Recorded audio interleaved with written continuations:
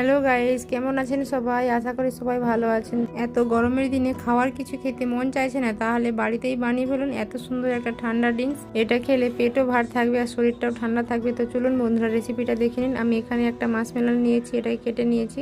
বিচেটা আলাদা করে, এর পাল্পগুলো আলাদা করে রাখবো। তো দেখতেই পাচ্ছেন আপনারা, বিচেটা আমি আলাদা করে নিয়েছি এবং আতিটা আলাদা করে রাখছি। এই বিচেটাকেও আমরা কাজে লাগাবো। এটার মধ্যে অনেক নিউট্রিশন থাকে, এটাকে ফেলে দেব না। এবার এটাকে মিক্সারে পেস্ট করে নেব। পেস্ট করে এটা ছেঁকে নেব। ছেঁকে নিলে এর যে খোসাটা বেরিয়ে যাবে আর ভেতরের যে শাঁসটা আছে ওটা আমরা এতে ব্যবহার করব মিল্কশেকে।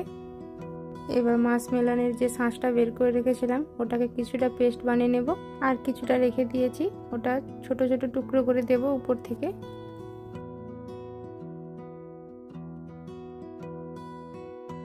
পেস্ট হয়ে গেছে, এটা এবার সুন্দর করে মিহি পেস্ট বানিয়ে নিয়েছি। এটা এবার একটা পাত্রে ঢেলে নেব। কিছুটা ড্রাই ফ্রুট নিয়েছি, সেটা পেস্ট বানিয়ে নেব।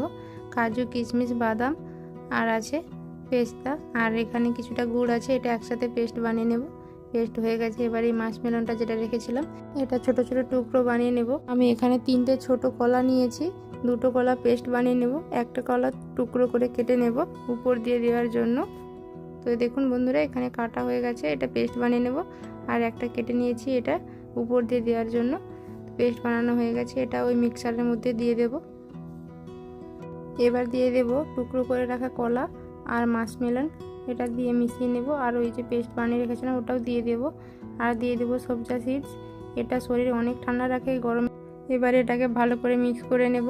এটা মিল্কশেক বানানো হয়ে গেছে। এবার একটা গ্লাসে সার্ভ করে নেব। আমি কিছুটা বরফ দিয়েছি।